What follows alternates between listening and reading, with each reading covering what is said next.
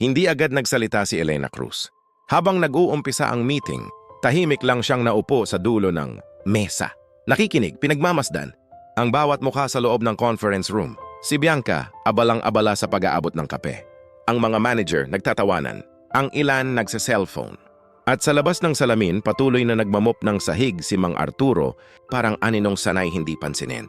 Tumayo ang senior manager. Okay everyone, hinihintay na lang natin ang bagong project head. Sumulyap si Bianca kay Elena. Sir, nandito na yata siya. Baka naligaw. May tumawa, ngumiti ang senior manager ng pilit. Elena Cruz? Tahimik ang kwarto. Dahan-dahang tumayo si Elena. Ako po. Parang may nahulog na karayom sa katahimikan. Napamulagat ang ilan.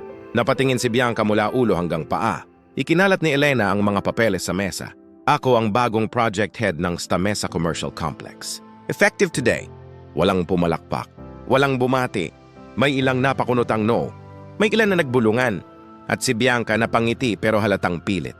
Simula noon, nagsimula ang tahimik na digmaan. Hindi sigawan. Hindi lantaran, kundi mga matang mapanghusga. Mga bulong sa pantry. Mga meeting na hindi siya sinasama. Mga desisyong ginagawa nang wala siya. Isang araw, habang nag-i-inspect si Elena ng site, narinig niya ang dalawang empleyado sa likod. Yan ba yung project head? Mukhang probinsya na. Ewan ko na nga kung marunong yan. Baka nadala lang sa ganda. Nagpatuloy lang si Elena sa paglalakad. Pero sa loob niya, bumabalik ang lumang sakit. Sa basement, nadatnan niyang nagbubuhat ng basurahan ng ama. Pawisan, nakanganga ang tsinelas. Tay, nagulat si Mang Arturo. Anak, wag dito! Pagod na kayo. Ngumiti ang ama. Okay lang. Ganito talaga. Kinagat ni Elena ang labi. Ito ang dahilan kung bakit siya lumalaban. Kinabukasan pinatawag siya ng HR. May reklamo raw laban sa kanya. Masungit daw po kayo, miss. Hindi raw kayo marunong makisama.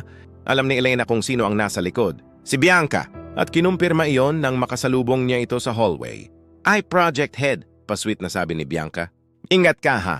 Madulas ang taas. Ngumiti si Elena. Salamat sa concern. Ngunit nang lumampas si Bianca, bumulong ito. Basurera pa rin ang dugo mo. Huminto si Elena, huminga ng malalim, pinili niyang manahimik. Pero hindi doon nagtapos. Isang hapon, nadatnan ni Elena ang ama na pinapagalitan ng isang supervisor. Ang bagal mo. Kaya amoy basura ang floor dahil sayo. Pasensya na po, biglang lumapit si Bianca. Ano ba yan? Kahit janitor hindi maayos trabaho. Napatingin si Elena. Tama na. Nagulat ang lahat. Sir, ginagawa lang po ng tatay ko ang trabaho niya. Napangisi si Bianca. Tatay mo? Tahimik. Tumingin ang mga tao kay Mang Arturo, saka kay Elena. At doon nagsimulang magbago ang tingin ng lahat. Kaya pala. Lumapit si Bianca. Mabagal. May nangiting mapanlait. So anak ka pala ng basurero. At bago pa makapagsalita si Elena, sampal. Isang malakas na sampal sa pisngi niya. Napaatras si Elena. Tumigil ang buong building. Nagmamataas ka na ngayon? Dahil lang sa posisyon mo. Namula ang pisngi ni Elena. Pero hindi siya umiyak. Tumingin siya diretso kay Bianca. Mahinahon ang boses. Hindi po ako nagmamataas. Tinuturuan lang kita ng respeto. Humalingaw-ngaw ang katahimikan. At sa unang pagkakataon may tumayo sa tabi ni Elena, isang senior engineer. Tapos isa pa. Hanggang dumami, umatras si Bianca. Doon lang naramdaman ni Elena na hindi na siya nag-iisa. Pero hindi pa tapos ang laban. Dahil sa susunod na kabanata, hindi lang sampal ang babawi, kundi buong katotohanan at buong dignidad. Kung naramdaman mo ang sakit at tapang ni Elena, isulat mo sa comments ang salitang hope. At kung may kakilala kang minamaliit din ng mundo, i-share mo ang kwentong ito para malaman nilang hindi sila nag-iisa. Abangan ang susunod na episode ng Sa Likod ng Dura at Dugo. Gusto mo bang makasave sa binibili mo? Bumisita sa Smart Save to Shop. Link nasa comment section. Kung nagustuhan mo ang video, mag-like, comment, at share. Malaking tulong ito sa amin.